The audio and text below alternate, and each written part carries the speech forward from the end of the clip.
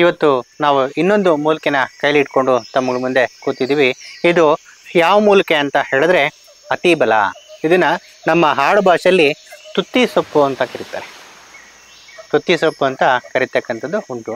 ಇದೇ ನೋಡಿ, ಇದೇ ಸಸ್ಯ. ಇದು ಹೂವು ಮತ್ತು ಕಾಯಿ ಬಿಟ್ಟಿರ್ತಕ್ಕಂಥ ಸಮಯ ಇದಾಗಿರುತ್ತೆ. ಇದು ಏನಕ್ಕೆ ಉಪಯೋಗ ಆಗೋರುಗಳೇ ಇವತ್ತು ಅಂತ ಹೇಳಿದ್ರೆ, ಇತ್ತೀಚಿನ ದಿನಗಳಲ್ಲಿ ಕೆಲವು ಜನಕ್ಕೆ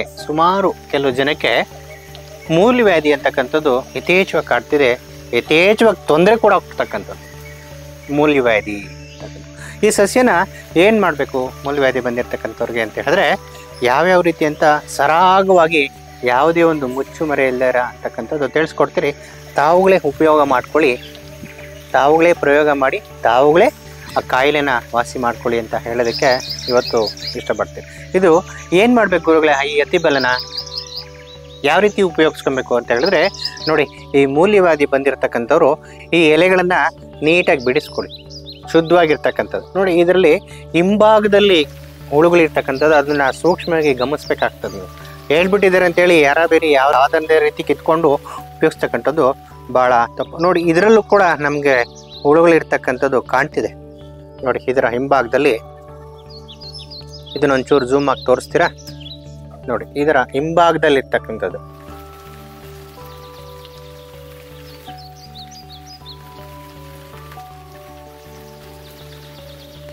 ನೋಡಿ, ಇದ್ರ ಹಿಂಭಾಗದಲ್ಲಿ ಇರ್ತಕ್ಕಂಥದ್ದು ಈ ರೀತಿ ಇರಬಾರ್ದು. ಇಲ್ಲದೆ ಇರತಕ್ಕಂಥ ಎಲೆಗಳನ್ನೆಲ್ಲ ಶೇಖರಣೆ ಮಾಡಿಕೊಂಡು, ಅತಿಬಲ ಎಲೆಗಳನ್ನು ಶೇಖರಣೆ ಮಾಡಿ, ಇದನ್ನ ಹರಳೆಣ್ಣೆ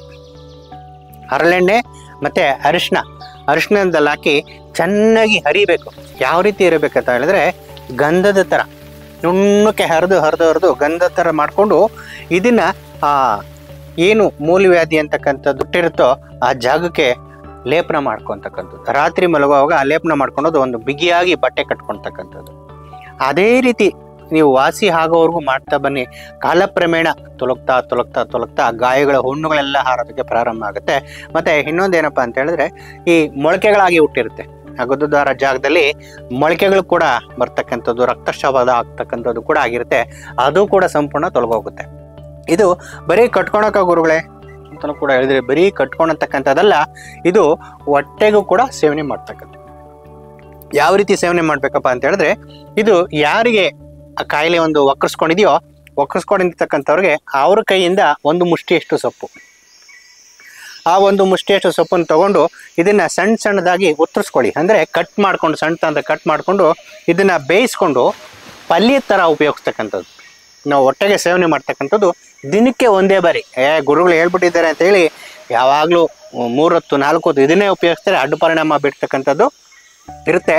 ಹಾಗಾಗಿ ಇದು ನೀವು ಒಂದು ಮುಷ್ಟಿಯಷ್ಟು ತಗೊಂಡು ಅದನ್ನು ಪಲ್ಯ ಮಾಡಿಕೊಂಡು ತಿನ್ನೋದ್ರಿಂದ ಸಂಪೂರ್ಣವಾಗಿ ಕೆಲವು ದಿವಸಗಳು ಉಪಯೋಗಿಸೋದ್ರಿಂದ ಸಂಪೂರ್ಣವಾಗಿ ಗುದದ್ವಾರಕ್ಕೆ ಸಂಬಂಧಪಟ್ಟಿರೋಂಥ ವ್ಯಾಧಿಗಳು ತೊಲಗೋಗ್ತವೆ. ಆ ಪಿಸ್ತೂಲ್ ಅಂತಕ್ಕಂಥದ್ದು ರೋಗ, ಪೈಲ್ಸ್ ಅಂತಕ್ಕಂಥದ್ದು ರೋಗ ಸಂಪೂರ್ಣ ತೊಲಗಿ ಹೋಗ್ತದೆ. ಇದಕ್ಕೆ ಪಥ್ಯ ಏನಪ್ಪ ಅಂತ ಹೇಳಿದ್ರೆ, ನಾವು ಮಸಾಲೆ ಪದಾರ್ಥಗಳನ್ನು ತಿನ್ನೋದು ಸಂಪೂರ್ಣ ಬಿಡಬೇಕಾಗ್ತದೆ. ನಂತರ ಗಡ್ಸು ಪದಾರ್ಥಗಳು ಕೂಡ ಅದನ್ನು ನೀವು ಬಿಡಬೇಕಾಗ್ತದೆ. ಮೆತ್ತಗಿರ್ತಕ್ಕಂಥ ಅಂಶಗಳು, ಗಂಜಿ ಅಥವಾ ಮಜ್ಜಿಗೆಯನ್ನು ಆ ರೀತಿ ದೇಹವನ್ನು ತಂಪಾಗಿಟ್ಕೊಳ್ತಕ್ಕಂಥದ್ದು, ಈ ಔಷಧಿಗಳನ್ನು ಉಪಯೋಗಿಸ್ತಕ್ಕಂಥದ್ದು ಉತ್ತಮ. ಇದಾಗಿದೆ. ಕೇಳ್ತಾರೆ, ಎಷ್ಟು ದಿವಸ ಉಪಯೋಗಿಸ್ಬೇಕು ಗುರುಗಳೇ? ನೀವು ಅದ್ರ ಬಗ್ಗೆ ಏನು ಹೇಳಿಲ್ಲ ಅಂತ ಹೇಳಿದ್ರೆ, ಸುಮಾರು ಒಂದು 20 ರಿಂದ 25 ದಿವಸ ಉಪಯೋಗಿಸ್ಕೊಳ್ಳಿ. ವಾಸಿ ಆಗಲಿಲ್ಲ ಅಂದರೆ ಮೇಲ್ಪಟ್ಟು ಉಪಯೋಗಿಸ್ಕೊಳ್ಳಿ. ಅಲ್ಲಿಗೂ ಹೋಗಲಿಲ್ಲ ಅಂತ ಹೇಳಿದ್ರೆ ವೈದ್ಯ ಸಲಹೆ ಪಡ್ಕೊಳೋದು ಭಾಳ ಉತ್ತಮ ಆಗಿರುತ್ತೆ. ಇಷ್ಟನ್ನು ಉಪಯೋಗಿಸ್ಕೊಂಡು ಮೂಲವ್ಯಾಧಿಯನ್ನು ಸಂಪೂರ್ಣ ಸರ್ವನಾಶ ಮಾಡಿ ಅಂತ ಹೇಳ್ತಾ ಇವತ್ತು ಮಾತು ಮುಗಿಸ್ತಾ ಇದ್ವಿ. ನಮಸ್ಕಾರ.